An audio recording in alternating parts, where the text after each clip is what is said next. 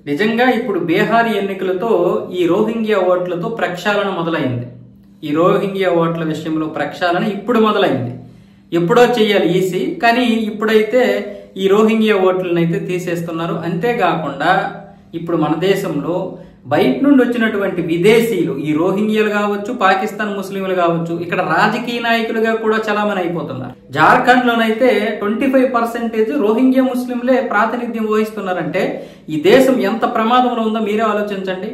ఇకపోతే పశ్చిమ బెంగాల్లో రోహింగ్యా ఓట్లతోటే ఆ ముఖ్యమంత్రి మమతా బేగం అయితే గత కొన్ని సంవత్సరాలుగా ఏకదాటిగా పరిపాలించేస్తుంది, గత 15 సంవత్సరాలుగా. ఇప్పుడు అదే విధానాన్ని ఇప్పుడు తమిళనాడు ఏమొచ్చేసి తీసుకుంటుంది, ఇలా రోహింగ్యా ముస్లిం ఓట్లను పెంచుకోవడానికి.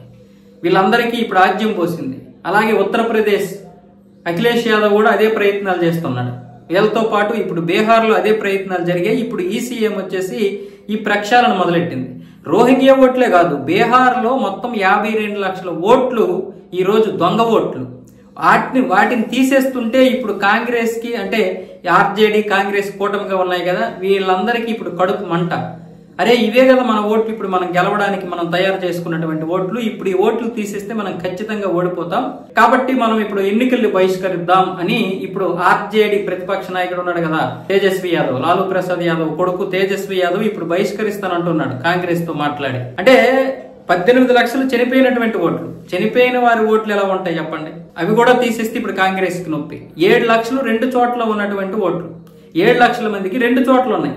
అంటే వాళ్ళు పనిచేసిన ప్రదేశంలో ఉన్నాయి, వాళ్ళ సొంత ప్రదేశంలో కూడా ఇప్పుడు ఉన్నాయి ఓట్లు. అంటే ఇప్పుడు ఒక దగ్గరే కదా ఉండాలి, అంటే 7 లక్షల ఓట్లు ఈ విధంగా చెరిగిపోతున్నాయి. అంటే వాస్తవానికి అయితే వాళ్ళు ఇక్కడ ఓట్లేసి మళ్ళీ ఇంక వెంటనే వెళ్ళి అక్కడ కూడా ఓట్లు వేయించడానికి ఎన్ని ప్రణాళికలు రచిస్తుందో చూడండి ఈ కాంగ్రెస్ ఉన్న ఆ కూటమి. ఇది కాకుండా మొత్తం 26 లక్షలు నియోజకవర్గాలు మారిపోయారు. అలాగే బయట నుండి వచ్చినటువంటి రోహింగ్యాలకి ఈ ఓట్లు వచ్చాయి. ఇది కాకుండా చనిపోయినటువంటి 18 లక్షల మంది ఓట్లలో ఈ రోహింగ్యా ఓట్లను చేర్చేస్తున్నారు. అంటే రోహింగ్యాలకి ఇక్కడ ఏమొచ్చేసి ఓట్లు ఇస్తున్నారు వాళ్ళ దీంట్లో, వాళ్ళ ఆ ప్రదేశంలో. అంటే దేశం మొత్తం కబలించేస్తున్నారు ఈ ఓట్ల రాజకీయంతో. మొత్తం ఎంతమంది రోహింగ్యాలు ఉన్నారు ఇంకా బంగ్లాదేశ్ లోను, మయన్మార్ లో, వాళ్ళందరూ ఇక్కడికి వచ్చేసి వీళ్ళకి రేషన్ కార్డు, ఆధార్ కార్డు ఇచ్చేసి ఓట్లు ఇస్తున్నారు. ఇలా ఈ ఓట్లు ఇప్పుడు ఈ సదే చెప్తుంది, విదేశీయులకి ఓటు హక్కు ఎందుకు ఇస్తాం మేము, విదేశీయులు వాళ్ళతో ఓటు ఎలా వేస్తాం, వాళ్ళేమి ఈ దేశ పౌరులు కాదు కదా. నిన్న మొన్న వచ్చినటువంటి వారికి కూడా ఓట్లు ఇచ్చేసి వాళ్ళకి ఏ విధంగా మనం ఓట్లు ఇస్తాం, ఇదే కదా ప్రక్షాళన అంటే అంటూ ఇప్పుడు కాంగ్రెస్ ని ప్రశ్నిస్తోంది. అంటే 52 లక్షల ఓట్లు పోతున్నాయి, అందుకని ఇప్పుడు వీళ్ళు బహిష్కరిస్తారంట. కూటమి పెద్దలతో మాట్లాడి మేమైతే ఖచ్చితంగా ఎన్నికల్లో అయితే బహిష్కరిస్తామంటూ ఇప్పుడు తేజస్వి యాదవ్ అయితే మాట్లాడుతున్నాడు.